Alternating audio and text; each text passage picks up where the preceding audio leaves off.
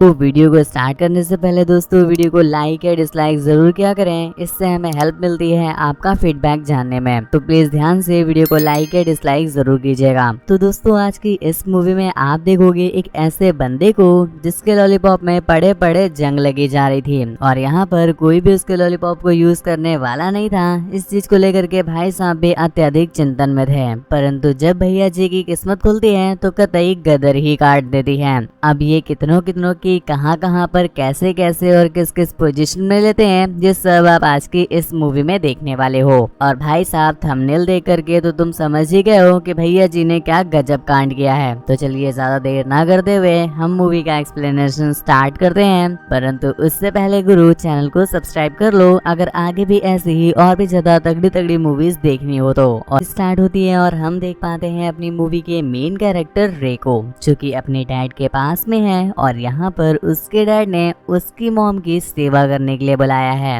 Actual में रे की मदर का नाम सुजन है और इनके पैर में थोड़ी सी इंजरी है, जिस वजह से ये अपना ख्याल प्रॉपर नहीं रख पाती हैं। और रे के जो डैड हैं वो भी अपने घर पर नहीं रहते, अक्सर बिजनेस के सिलसिले से ट्रैवल करते रहते हैं, तो यहाँ पर उनका ख्याल रखने के लिए कोई भी नहीं था, जिस वजह से रे को यहाँ पर बुलाया गया है। परंतु बंदा कैसा ख्याल रखेगा ये तुम थोड़ी देर में खुद ही देख लेना। इसी बीच हमें एक चीज और नोटिस होती है कि रे जो है वो अपने पेरेंट्स को बिल्कुल भी पसंद नहीं करता है, ना ही अपने पापा को और ना ही अपनी मॉम को। लेकिन अपने डैड से 14 गाली खाने के बाद बेचारे के पास कोई ऑप्शन नहीं है, तो उसे आना ही पड़ गया। और यहीं पर हम देख पा रहे हैं जहाँ पर अपना भोला मुन्नू घर पर अपनी मॉम की हेल्प कर रहा है उन्हें अपने आप चलाने में, और यहीं पर दूसरी तरफ उसके डैड उसकी ही असिस्टेंट की हेल्प कर रहे हैं उसके पीछे वाले को बढ़ाने में। मतलब जी हाँ दोस्तों, जो इसके डैड हैं वो एक नंबर के ठरकी हैं और यही रीजन है कि ये अक्सर बिजनेस ट्रिप पर जाते रहते हैं। एक्चुअल में ये कोई भी बिजनेस ट्रिप में नहीं जाते हैं, ये तो बस गुफा दर्शन के लिए जाते हैं। दूसरी तरफ आंटी को भी इस चीज को लेकर के अक्सर शक रहता है, लेकिन कोई प्रूफ ना होने की वजह से वो कुछ भी नहीं कह पाती।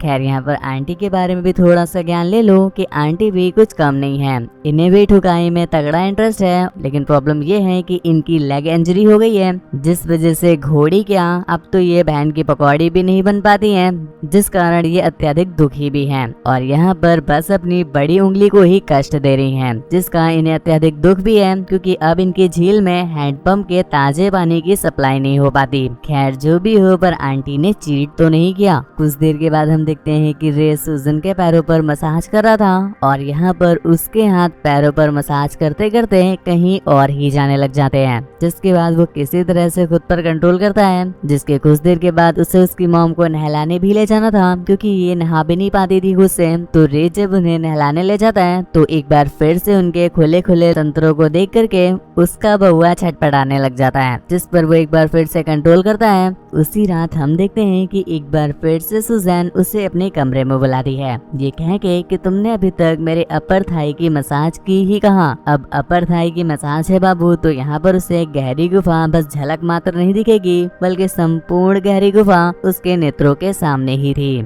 जिसे देख करके रिक से अब बिल्कुल भी कंट्रोल नहीं होता है और वो जल्दी से किसी तरह से उसकी थाई की मसाज करके भागता है वापस वॉशरूम में। हालांकि ये बंदा इस चीज को लेकर के काफी ज्यादा गिल्ट फील तो करता है, लेकिन कहीं ना कहीं ये इस चीज को लेकर भी बहुत ज्यादा परेशान है कि इसे अभी तक मिल ही नहीं रही। भैया जी ने सारी कोशिशें कर ली हैं, सारी कोशिश नहीं बोलेंगे, जितना कि एक शाई बंदा कर सकता था ये सारी कोशिशें इन्होंने कर ली हैं, लेकिन अत्यधिक शाई और इंट्रोवर्ट होने की वजह से इन्हें गहरी गुफा के दर्शन आज तक मिले ही नहीं। अब जब बोल रहा हूँ कि दर्शन तक नहीं मिले हैं, तो अंदर द्वार के एंट्री तो इन्हें क्या ही मिली होगी, जिस वजह से भैया जी काफी ज्यादा डिप्रेस फील करते हैं। जिंदगी ने इतने ही फड़वे लगा रखे हैं, ये कुछ कम नहीं था कि उसी रात हम देखते हैं जब उसके फ्रेंड उसे बुला करके जंगल में जाते हैं। अब तुम्हें लग रहा होगा कि उसके लिए जुगाड़ लाए हैं, तो मेरे भाई इतने अच्छे दोस्त हर किसी के नहीं होते। यहाँ पर वो उसे बस लेके आए थे गांजा फूकने के लिए, मतलब देख रहे हो साले ने कतई नशेड़ी दोस्त पाल रखे हैं। खैर वो उसे भी एक बार यूज करने को देते हैं, पर यहाँ पर बंदा उससे मना कर देता है, जिस पर उन फ्रेंड्स को बिल्कुल भी अच्छा नहीं लगा, तो वो पहले वहाँ पर उसे धर कूटते हैं और अच्छे से जुतियाने के बाद वहाँ से चले जाते हैं। जिसके अगले दिन हम रे को एक लड़की के साथ देखते हैं। दोस्तों इसका नाम है टोनी और यहाँ पर रे ने एक नजर में ही डिसाइड कर लिया था कि उसे टोनी की लेनी है, पर यहाँ पर उसके अंदर इतनी हिम्मत ही नहीं है कि वो उससे कुछ कह भी सके,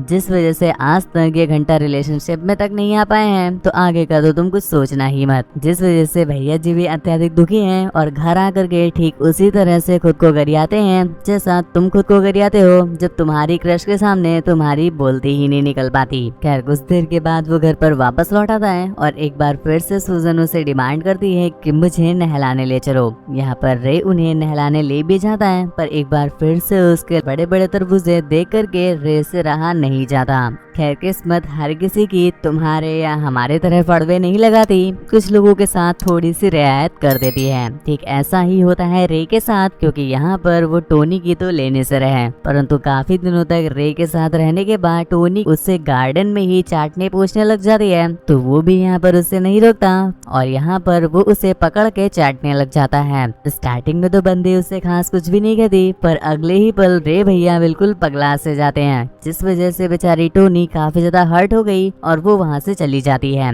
तुम्हें और हमें लगा होगा कि इनका ब्रेकअप हो जाएगा, लेकिन मेरे बाबू पता नहीं टोनी ने कौन सा माल फूक रखा था कि वो सीधा जा करके अपने डैड को इस बारे में बता देती है। उसके डैड अपनी बेटी अर्थात टोनी को लेकर के सीधा रे के घर पर पहुंचते हैं और यहाँ आकर के उससे कहते हैं क्या इस तरह से कोई टच करता है किसी को, मतलब वो आपका लौंडा है या फिर हवसी दानव है। जिस पर आंटी उनसे माफी मांगते हुए जाने को कहती है। तो कुछ देर के बाद वो लोग भी वहाँ से चले जाते हैं और यहाँ पर आंटी अब देती हैं रे को दिव्य ज्ञान, जहाँ पर वो उसे समझाते हुए कहती हैं कि बच्चा ऐसे हर किसी को कहीं पर भी टच नहीं कर देते और हर किसी को कहीं पर भी उंगल नहीं घुसेड़ देते हैं। सबसे पहले बाबू माहौल बनाना पड़ता है, फिर उसके बाद होठों से होठों को मिलाना पड़ता है, जो चीजें काफी उभर गई हैं उनको पकड़ के दबाना पड़ता है। और बाबू अगर तुम्हें ये लग रहा है कि आंटी तो सिर्फ उसे थ्योरी बता रही हैं, तो मैं आपको क्लियर कर दूं कि ना ना ना ना ना, आंटी ऐसा आधा अधूरा ज्ञान पे बिलीव नहीं करती, क्योंकि वो उसे अपने हाथों से ही छुअम छुइया करके प्रैक्टिकल भी कराने लग जाती हैं, जिसमें तो वो सबसे पहले अपने नींबू नहीं भाई, नींबू तो वैसे भी महंगा चल रहा है। खैर माहौल काफी तगड़ा हो गया था और हमें भी शायद यही लग रहा था कि इस बार ठुकाई हो जाएगी, परंतु गुरु ऐसा होता नहीं। इसमें कहीं रेड थोड़ा सा डर जाता है कि इतने मुश्किल से माहौल बना है कहीं से लेने का, और कहीं ऐसा ना हो कि आंटी आ गई हैं तो मुझे यहाँ से जाना पड़ जाए। उसी रात हम देखते हैं कि रे जब सूजन को नहला वहला करके वापस रूम में लाया था, तो इस बार उसे आंटी की बहुत सारी तगड़ी चीजें नजर आ जाती है, जिसे देख करके अब उससे रहा नहीं जाता।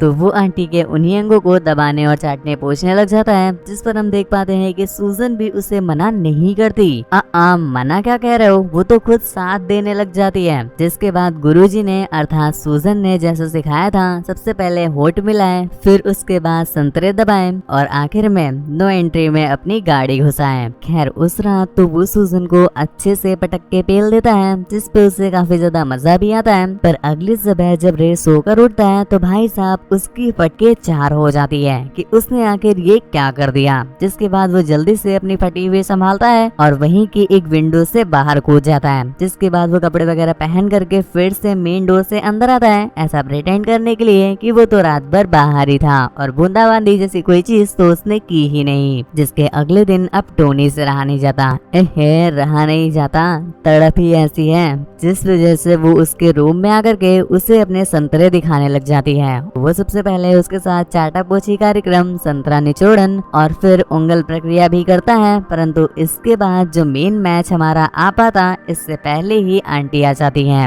अब सुजैन को यहाँ पर देख करके उन दोनों की ही फटके 4 होती है, लेकिन गुरु हमें और तुम्हें तो यही लग रहा था कि सुजैन आंटी तो उनका साथ दे देंगी, पर यहाँ पर गुरु ऐसा कुछ भी नहीं होता। ये सब कुछ देख करके आंटी को आता है क्रोध, तो वो उस बिटिया से कहती है चल निकल चादर मोद। अब ये सुन करके उसकी हो जाती है गजब बेइज्जती, तो अब तो वो बिल्कुल भी हिलने वाली नहीं थी, ठोक देती हैं अच्छे से, क्योंकि उन्होंने उसको काफी अच्छे से पीट दिया था।